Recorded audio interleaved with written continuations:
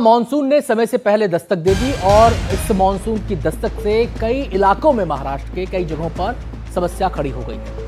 Monsoon ने बुरा हाल कर रखा है। मौसम विभाग ने कल तक के लिए मुंबई में बारिश का येलो अलर्ट जारी किया है। मुंबई में मई महीने में बरसात से 107 साल का रिकॉर्ड टूट चुका है। ऐसे में आगे आने वाली बरसात से बीएमसी की तैयारियां किस तरह की है देखने वाली बात होगी, क्योंकि तमाम दावों के बावजूद हर साल मुंबई पानी में डूबती है। ये तस्वीरें हर साल ऐसी ही नजर आती हैं। हालांकि दावे बड़े बड़े किए जाते हैं। दावे ये किए जाते हैं कि नालों की सफाई हो गई है, गाद निकाल दी गई है। दावा ये किया जाता है कि सड़कों के गड्ढे भर दिए गए हैं। दावा ये किया जाता है कि इस बार जो ड्रेनेज सिस्टम होगा पहले से बेहतर परफॉर्म करेगा, पानी जमा नहीं हो पाएगा। लेकिन मुंबई के कई ऐसे इलाके हैं जो हर साल बरसात में पानी में डूबते हैं और अभी जो बरसात हुई है उसने भी मुंबई का बुरा हाल कर रखा है। सीधे हम रुक करेंगे हमारे संवाददाता पारस हमारे साथ जुड़ गए और जानकारी देने के लिए। पारस, सबसे पहले तो ये बताएं कि आज येलो अलर्ट है बारिश को लेकर, इस समय मौसम कैसा है और बरसात के कारण क्या दिक्कतें आ रही हैं, तैयारियां क्या है?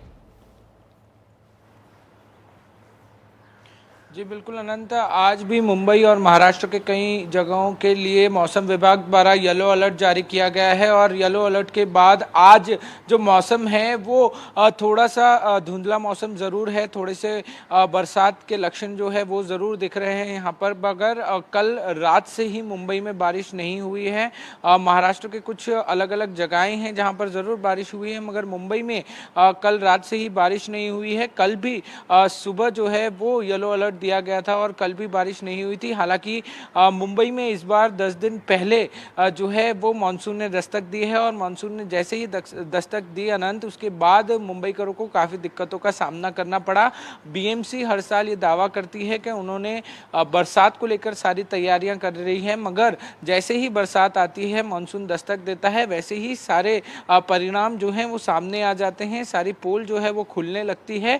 तो ये एक बड़ा चिंता का विषय है। ऐसे में बीएमसी की तरफ से ये भी कहा जा रहा है कि मानसून जल्दी आया है, मगर अब वो लोग तैयारी जो है वो पूर्ण तरीके से कर रहे हैं। जैसे ही वापस एक स्पेल बारिश का शुरू होगा तब तक सब ठीक कर लिया जाएगा और उसके बाद जो है जलभराव की स्थिति मुंबई में आपको कम देखने मिलेगी।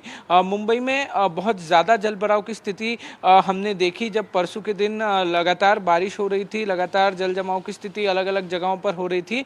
मगर अभी की हम बात करें तो मुंबई में और महाराष्ट्र के कई जगहों पे येलो अलर्ट दिया गया है आज मौसम विभाग की तरफ से, मगर अभी जो है वो मुंबई में बारिश नहीं हो रही है। जी पारस, ये बताइए कि देखिए बीएमसी का तो हर बार यही क्लेम रहता है कि सारे इंतजाम किए गए हैं, लेकिन मुंबईकर जो है इस वक्त किन मुसीबतों का सामना कर रहे हैं? कहां कहां पर जलभराव हुआ है, कहां कहां पर बिजली कटी हुई है? इस वक्त क्या क्या समस्याएं जो हैं मुंबई वालों के सामने हैं?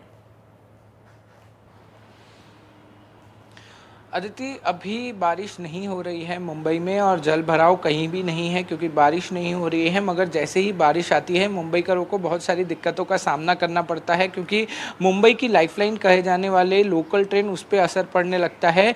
मुंबई में जब लगातार बारिश होती है और सुबह के टाइम पर बारिश होती है तो जो ट्रैफिक की समस्या जो मुंबई में पहले से है वो दुगनी हो जाती है और लोगों को घंटों तक उस ट्रैफिक में फंसना पड़ता है। वहीं अगर जल भराव की स्थिति आ गई तो ये जो समय होता है वो और भी ज़्यादा बढ़ जाता है, तो लोगों को एक जगह पे रुकना पड़ता है, क्योंकि जब तक आगे नहीं बढ़ पाएंगे, जब तक जल जमाव कम नहीं होगा तब तक वे आगे नहीं जा सकते हैं।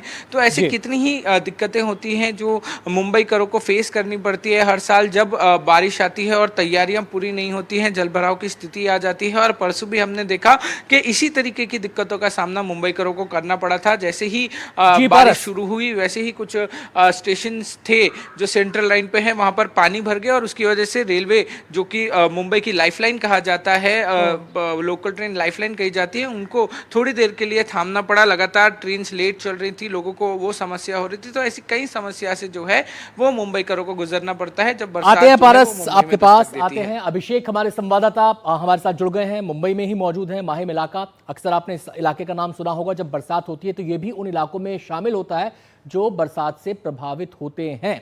आपसे ये जानना चाहते हैं अभिषेक कि अब बरसात रुकी हुई है, कल भी येलो अलर्ट था, आज भी येलो अलर्ट है, फिलहाल बरसात नहीं हो रही है।